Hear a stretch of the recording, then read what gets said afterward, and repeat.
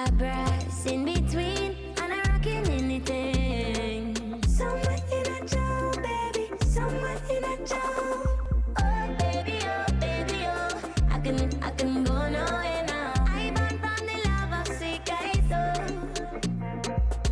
baby, oh, I can go nowhere now. This thing is still rooted in my soul. I can't go nowhere now. I'm not leaving you again. And welcome back. In commemoration of International Women's Day today, we are now joined by Assistant Director of the Gender Affairs Ministry, Mr. Amilcar Sanatan. Good morning, sir. Good morning, Marlon. It's a pleasure to be here. Yeah, it's a pleasure to have you here. What's your message today from the ministry? Most importantly, today, globally, we are celebrating International Women's Day, and the theme is Innovación y Tecnología para Igualdad de Género, Innovation and Technology for Gender Equality. And we're really trying to imagine a world where we could use technology for public innovation, technology to redress some of the gender inequalities that exist in our society. But more widely, we have women who are pioneers, we want to celebrate them, but we still want to put our attention to the worrisome harms that women experience in our society because of an unequal gender order. Yeah, and how does technology, as it were, fills that gap?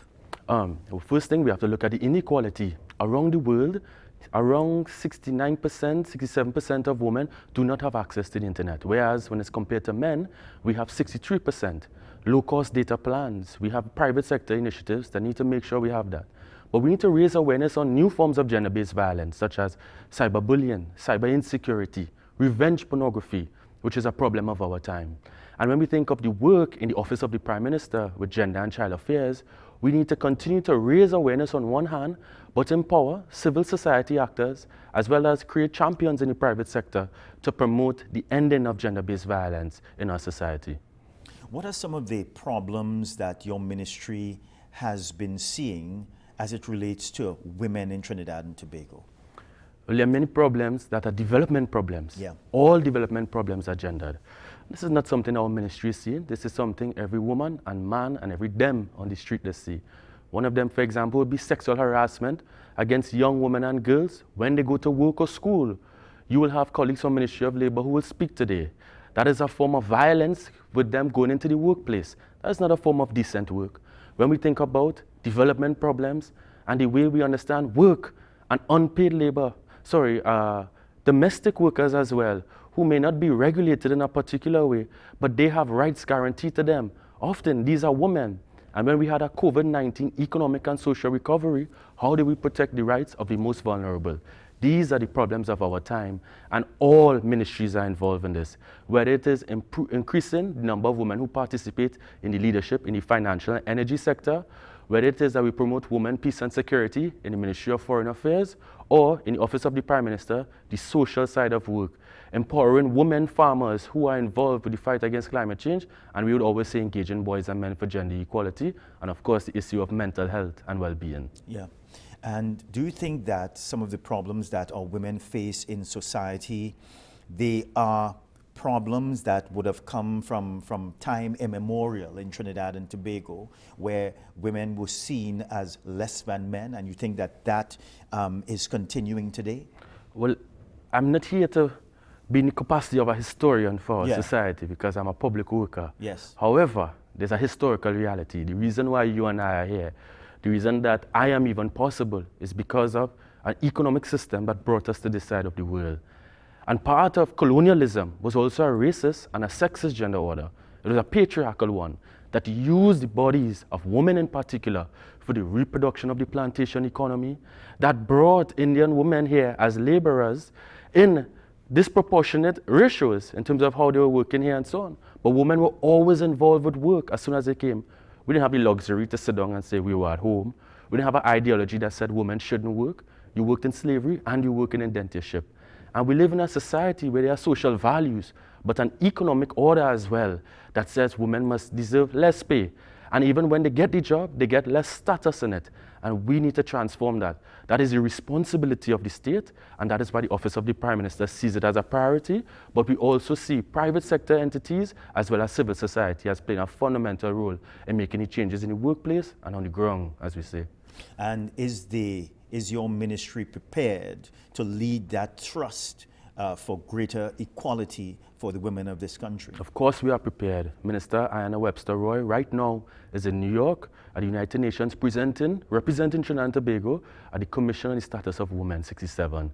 So we have the advocacy at the global level, we have the networks at the regional level, and we will continue to empower people on the ground to make robust changes to address gender inequalities. International Women's Day, yes, it is about the celebration of women, and we must pioneers. When we think of Audrey Jeffers, so many women in public service need to give credit to the figure that that woman is for radicalizing the public service to ensure that women have an equal place, including working class men, that they had dignity. But she promoted women in the civil service. But when we look at the work today, we need to transform gender inequalities which oppress women fundamentally, and we are very clear about that. How does your ministry do that? What are the programs that you all have in place to support our women in Trinidad and Tobago? If I may, there are a number of programs, but I would like to focus on one. Yes. It's gender mainstreaming. Gender mainstreaming is fundamental because it means that we have a gendered evaluation, inputs, outputs, and monitoring and evaluation of all programs. Next week, we will be training on gender responsive budgeting. When we think about gender, how does it impact macroeconomic planning? When the Minister of Finance speaks about the national budget, how gendered it is, not just what projects exist for women and them, but when we think about stimulating the construction sector, how are we improving the lives of women workers there? So this is some of the work we do, and we have a focal point system that is coordinated by our coordinator on national policy on gender and development, where we ensure that each ministry has a focal point to represent the politics, the views, and the analysis of a gender worker in that ministry to ensure that we have some equity in the work that we do.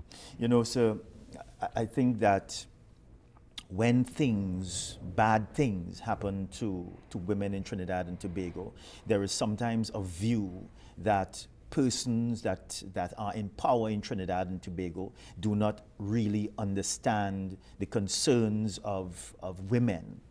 And you have organizations in Trinidad and Tobago that continue to call for the upliftment of women, the protection of women, the support of women. And you get the perception from these organizations that their concerns are falling on deaf ears. What is the role of the Gender Affairs Ministry in this context? We are always listening and ask about us from them. We have a relationship with civil society actors.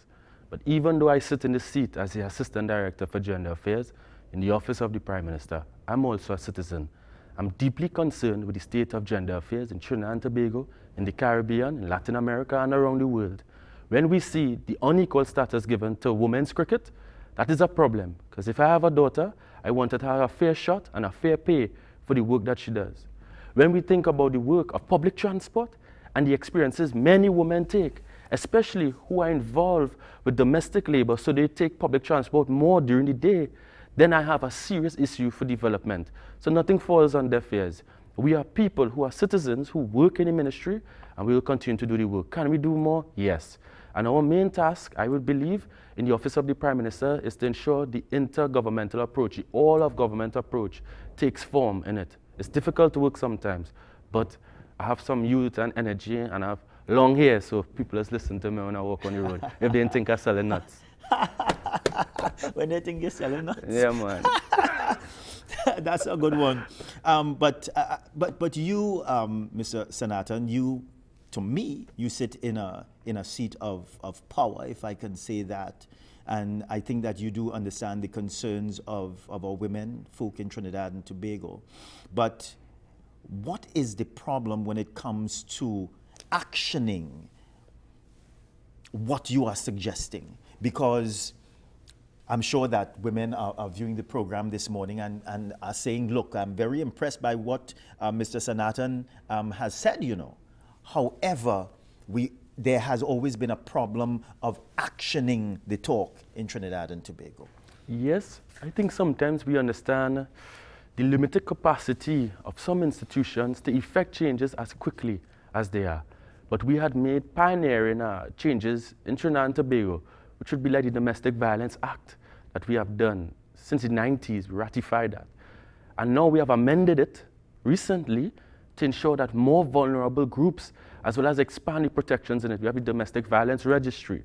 Before, we didn't have a children's authority. We have it now. Now we have the National Gender Policy, the Green Paper, which is a framework that could ensure that we have work across the board and that we have recourse. If you say something that is disrespectful to women and discriminates against women in the workplace, you have, it's not a worker issue an HR complaint, that is a form of gender discrimination in which the Equal Opportunity Act will take effect. So we have the mechanisms, that is our job as a state. But if I may, on the deeper question, and I really speak to people like this, is that the state is not the principal actor. We have that approach. We work with local government, we work with civil society, because we believe in co-creating development. The idea that we solve all the problems, no. It doesn't mean we wash our hands from it. But we believe in the capacity of people to drive changes in the society. We are coordinating mechanism within the state, but we work with people because they have the imperatives and they also have the solutions for success. Yeah. One of the main issues that continues to plague our women in this country is the issue of crime. We would have seen it happen on the weekend. And you know, there's a view that some people have become numb to these violent incidents against women, and in a general sense that people have become numb, that the government and other organizations, and you would have spoken about the concerns and that you all are listening, but there's always the perception that more needs to be done to protect our women in Trinidad and Tobago. How does the Gender Affairs Ministry view these attacks on our women? Crime is a complex phenomenon, but in fact it has become the single development priority of Caribbean states in the 21st century, how to deal with crime and violence and youth participation in it. Violence has become normative every day in our life, and as you said, people have become numb to it. It's quite complex, but I would say the Office of the Prime Minister, Gender and Child Affairs Division has an interesting submission, a number of things, border security, type of policing, social work interventions. Let's look at the issue of masculinity. Yeah. So men are the drivers of conflict against other men. Men are the drivers of conflict against women. And in terms of the rates of suicide, men disproportionately are the ones who commit it. So there's a triad of violence, that's a concept in gender studies that we could look at that says we need to empower men to see violence as not part of their social identity. That being a man doesn't have to hold up to the ideals of dominance and violence. And this social violence, yes, it is about economic opportunity. Yes, it is about socio-economic status and geography and proximity to gangs and so on and the allure, of course. But it is also about gender beliefs deeply rooted in our society, about dominance, the breadwinner ideology. A man must be a provider in all circumstances, which is a fiction. And at the Office of the Prime Minister, we're very conscious on that. So the new thrust to the public health approach to violence, we have some interesting submissions, as well as engendering crime and violence. We need to bring a gender analysis to it. And regrettably, I think many sectors in the society don't see gender as playing a role in transforming peace and security in our society. And we are here to push it, so I was happy to take the opportunity to articulate that to your viewers. Yeah. Do you think that this violence that continues to be perpetrated against women, it is something that we have learned over the years and has been kind of passed on from generation to generation? I know you're not a historian. No. But there are cycles of violence, and we have prevalent studies on gender-based violence in Trinidad and Tobago. We also have it from a health perspective. But again, it's complex. When people experience forms of violence, for example, domestic violence, if a woman experiences it, that's a cost to the state in terms of the healthcare. That impacts economic productivity. The HIV/AIDS coordinating committee in the Office of the Prime Minister is looking at the clinical interventions, the risk of STDs if a woman experiences sexual violence, what kind of support and care that they would have. But where it comes from is an animus against women, a subordination of the feminine, a repudiation of women, and the lack of acknowledgement of the dignity that every woman and girl carries in the society. If you believe a woman must succumb to a man, if you believe a woman is second to a man, then you are not participating in a society where we are truly equal. So gender equality is our goal. But in order to even begin to think about that, is to acknowledge the dignity of all people, women, men, girls, and boys. But where women are concerned, in an unfair gender order, historically, we as a state are trying to redress that. And of course, I give credit to all of the women pioneers, the activists, the Audrey Jeffords in the civil service, the Hazel Browns in activism, who made that vocabulary and action possible, which even created a role for me at this stage. Yeah, and I think the credit to you, I think what you're saying this morning to the ladies who are viewing the program this morning, I think that they would be heartened by what you are saying, in that it would seem to me, and you have given us the perception, that the Ministry of Gender Affairs understands the concerns of the women folk in Trinidad and Tobago. I may not understand as much as Bunji Garland right now, because the love affairs for him, you know, and the way he defended his wife. But I could take second place to Bunji, is okay. Yeah. But as I represent an institution, a man or woman, I have to represent these values, and I'll continue to promote them, and the next person who sits in my office will do the same. Yeah. Well, we're just coming to the end of our interview, Mr. Sanatan. Anything else you'd like to tell us about some of the plans and programs that are in place for women from your ministry? Yes, upcoming we'll have a virtual town hall on mental health and well-being. And we're going to look at these challenges that people endure and experience, and the psychosocial support that is available to them. And moving ahead, we really want to listen to people more. We want to listen and promote the concept of gender equality in all spheres of the society. And my director, Michelle Ann Hart, who is also in New York, supporting the work of the Minister, Anna Webster-Roy.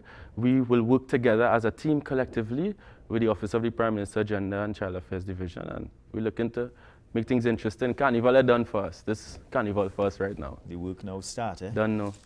Thank you very much, Mr. Amilcar Sanatan, Assistant Director at the Gender Affairs Ministry. When you see the gentleman, address him in that way. He is not no nuts man, eh?